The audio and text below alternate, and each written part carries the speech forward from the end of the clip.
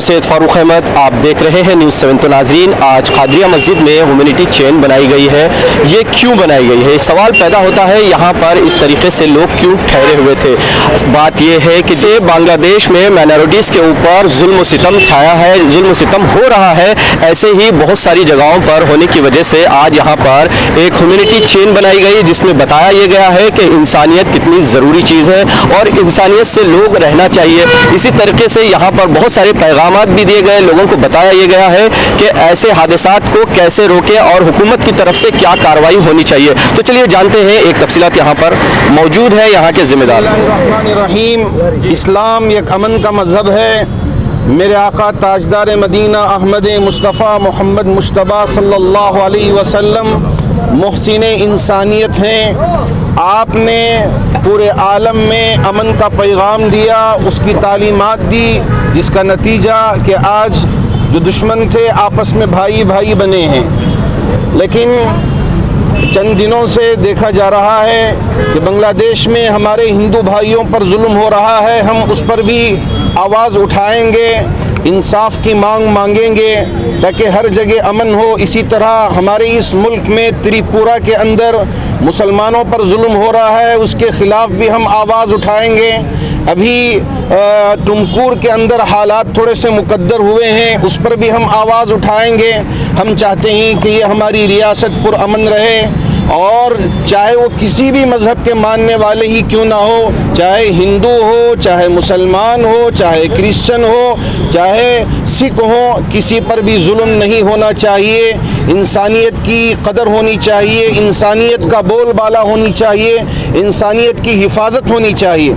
अगर किसी पर जुल्म होता है तो हम बर्दाश्त नहीं करेंगे। आज जुमा मस्जिद ट्रस्ट बोर्ड के तरफ से ख़ास तौर पर हमारे नौजवान जनाब उस्मान शरीफ साहब जो सेक्रेटरी हैं जुमा मस्जिद ट्रस्ट बोर्ड के, आपने यहाँ एक ह्यूमन चेन कायम करके हज़रात उलमा की क़ियादत में ये पैगाम देना चाहा कि देखिए कि इस्लाम एक अमन का मज़हब है। हम कभी किसी पर भी जुल्म हो खामोश बैठने वाले नहीं हैं, हम आवाज़ अपनी ज़रूर बुलंद करेंगे।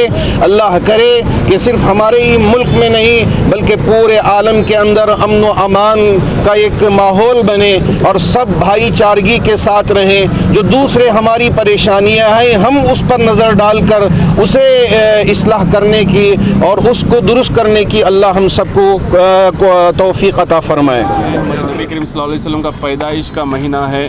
वमा अरसलना का इल्ला रहमतुल आलमीन। जब नबी करीम सल्लल्लाहु अलैहि वसल्लम तशरीफ़ लाए, तमाम आलमीन के लिए एक रहमत बन के तशरीफ़ लाए। तो इस मुबारक महीने में हम लोग जो हमारे हिंदू बिरादरान हैं जो बांग्लादेश में इनके ऊपर जुल्म हो रहा है, उसके ख़िलाफ़ as a show of humanity, एक ह्यूमैनिटेरियन कॉज के लिए हम लोग आज यहाँ पे ये मस्जिद कादरिया मिलर्स रोड के बाहर आज ये ह्यूमन चेन यहाँ पे हम लोग फॉर्म कर कर हैं। We express a solidarity with every human who is undergoing operation. तो हम लोग ऑपरेशन के ख़िलाफ़ आवाज़ उठाने के लिए अल्हम्दुलिल्लाह आज हम तमाम उलमा के क़यादत में आज यहाँ पर हम लोग जमा हुए हैं।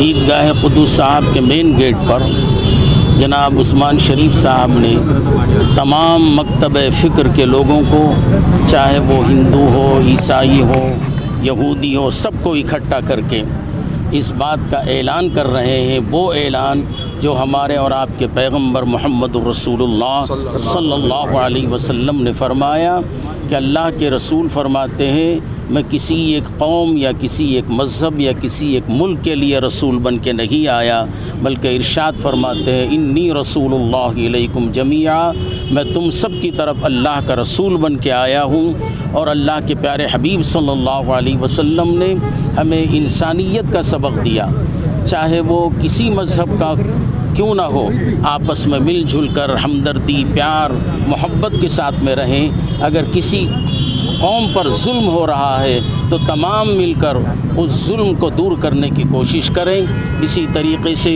आज बांग्लादेश में दीगर मकामात पर गैरों पर हो या हमारे अपने मुसलमानों पर हो, जुल्म तशद्दुद हो रहा है हर एतबार से।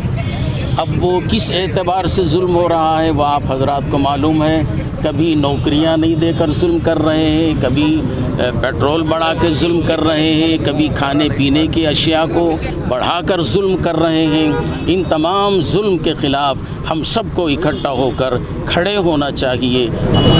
अभी जो हम लोग यहाँ इकट्ठा हुए हैं ह्यूमन चैन बना करके, जिसमें तमाम मज़ाहिब के लोग शामिल हैं, आली जनाब उस्मान शरीफ साहब ने जुम्मा मस्जिद ट्रस्ट बोर्ड और अपने अहबाब के साथ मिलकर ये एहतजाज रखा है। इस एहतजाजी प्रोग्राम का मकसद ये है कि हिंदुस्तान के मुख्तलिफ़ ख़ित्तों में बदअमनी और बेचैनी फैली है।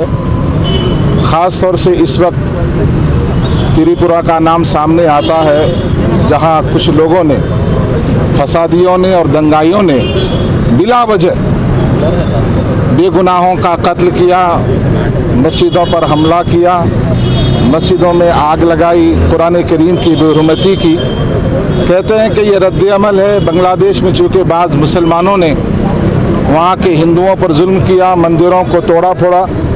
सवाल यह है कि बांग्लादेश में अगर गलती हुई है, कुछ लोगों ने, दहशत गर्दों ने, फसादियों ने इस तरह से फसाद किया है, तो वहाँ की हुकूमत ने सख्ती की है और वहाँ के मुसलमानों ने खुद इस तशद्दुद की मुखालिफत की है। बांग्लादेश में जो कुछ हुआ, हम आज सब मिलकर उसकी शदीद मुखालिफत करते हैं, मजम्मत करते हैं। दुनिया में कहीं भी कोई हुकूमत हो, हुकूमत की ज़िम्मेदारी होती है कि वो हर नस्ल के, हर मज़हब के लोगों की जानो माल, इज़्ज़त व आबरू की हिफाजत करे। अगर बांग्लादेश में कोई जुर्म हुआ है तो हिंदुस्तान में उस जुर्म को सही करार नहीं दिया जाएगा। बांग्लादेश में जो कुछ हुआ, हम एक बार फिर उसकी मजम्मत करते हैं, मगर हिंदुस्तान में ख़ास तौर से त्रिपुरा में सुनते 12 से 14 मसाजिद पर हमला हुआ और नुकसान पहुंचाया गया, दुकानें लूटी गई, आग लगाई गई। हम हुकूमत से इस बात का मुतालबा करते हैं, ख़ास तौर से मरकज़ी हुकूमत से, कि हम हिंदुस्तान में रहते हैं, हिंदुस्तान का अपना कानून है। यहाँ इस बात की हरगिज़ किसी को इजाज़त नहीं है कि दूसरे की जानो माल, इज़्ज़त व आबरू से कोई खिलवाड़ करे। जी, किसी भी मुल्क में किसी भी माइनॉरिटीज़ के ऊपर अगर जुल्म होता है, मैं समझता हूँ वो जुल्म करने वाले वो इंसान नहीं होते, वो किसी भी मज़हब वाले नहीं होते, वो इंसानों की शक्ल में भेड़िए होते हैं। और सबसे पहली बात, जिस तरह से हसीना परवीन जी ने, वहाँ की जो प्राइम मिनिस्टर हैं बांग्लादेश की, उन्होंने ये स्टेटमेंट दिया था कि हम वहाँ की जाँच करेंगे और इसके पीछे भले जो भी हो, हम जो है उनके ऊपर कार्रवाई करेंगे। और उन्होंने 40 लोगों को गिरफ्तार भी किया। उन्होंने एक हिम्मत से जो है वो चीज़ को स्टेटमेंट दिया था। मैं चाहता हूं कि दूसरे मुल्क के लोग भी, दूसरे मुल्क के जो प्रेसिडेंट्स हैं, जो प्राइम मिनिस्टर्स हैं, वो भी जो है इस तरह का जो है हिम्मत वाला स्टेटमेंट दें और जो है अपने मुल्क के माइनॉरिटीज़ को सपोर्ट दिखाएँ और अपने मुल्क की माइनॉरिटीज़ की हिफाजत करें। क्यों हमारे इंडिया में इस तरह का दिखाई नहीं दे रहा आपको? तो आप बेहतर जानते हैं कि यहाँ पर जो है तहक़ीक़ के नाम पर तो कुछ भी नहीं होता। यहाँ पर तहक़ीक़ के नाम पर जो है सिर्फ अगर कोई मुसलमान आवाज़ उठाता है तो उसके लिए UAPA एक्ट लगा दिया जाता है। अगर कोई हमारा नॉन मुस्लिम भाई अगर कोई कुछ बोलता है तो उसके लिए तहक़ीक़ भी नहीं की जाती है, उसके ऊपर कार्रवाई भी नहीं की जाती है। खैर, ये सारी चीज़ें, पार्शलिटीज़ यहाँ पर होती हैं, मगर इसके अलावा भी, मगर किसी भी मुल्क के अंदर, भले हिंदुस्तान के अंदर हो या भले अफगानिस्तान के अंदर हो, भले बांग्लादेश या भले श्रीलंका के अंदर हो, अगर माइनॉरिटीज़ के ऊपर जुल्म हो रहा है तो मैं वहाँ के जो हैं, जो बड़े प्राइम मिनिस्टर्स हैं, उनसे ये दरख्वास्त करता हूँ कि माइनॉरिटीज़ को सपोर्ट करें, जिस तरह से हसीना परवीन ने किया है। मैं यही बोलना चाहूँगी कि इंसानियत भूल चुका है। आज ये टाइम आ गया है कि हम सब लोगों को याद दिलाएं कि हम लोग इंसान हैं, हम जानवर से भी बदतर हो चुके हैं। एक दूसरे को सपोर्ट करते हुए, एक दूसरे की अच्छाई आम करते हुए चलना चाहिए, ना कि किसी को नीचे दबा कर चलना चाहिए।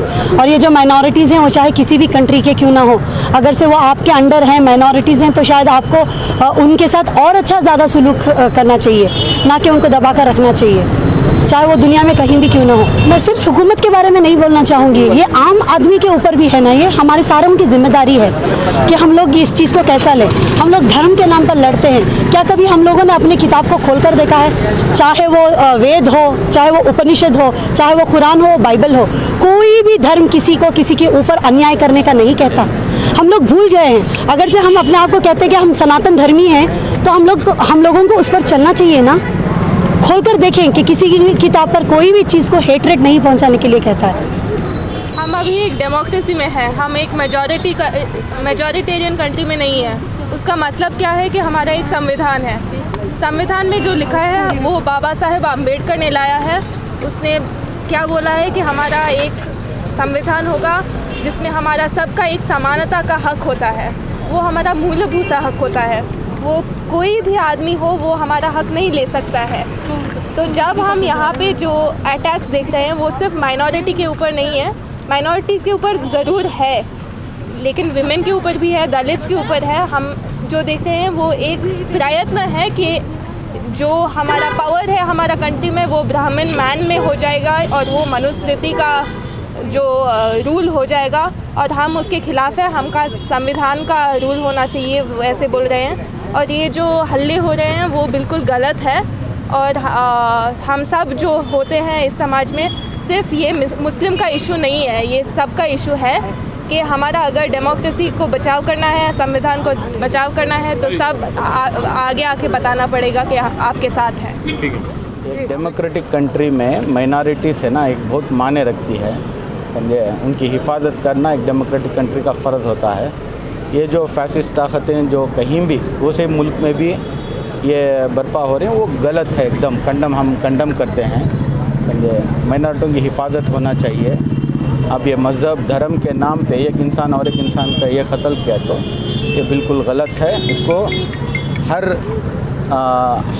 कंट्री की जो सरकार है उसे स्ट्रिक्ट एक्शन लेके कड़ी से कड़ी सज़ा दें और ये संदेश दें। जिस तरीके से कर्नाटक में टुमकुर में जिस तरीके से हादसात पेश आए हैं, जिस तरीके से माइनॉरिटीज़ के ऊपर जुल्म और सितम हुआ है, आखिर इसका फैसला कब होगा? कौन इसके ऊपर आवाज़ उठाएगा? क्या ऐसे ही हुकूमत खामोश रहेगी? क्या हिंदुस्तान की हुकूमत इतनी कमज़ोर हो गई है कि किसी एक शख्स को, किसी एक कमेटी को वो नहीं रोक सकती कि जुल्म और सितम ऐसा कब तक चलेगा? तो चलिए हम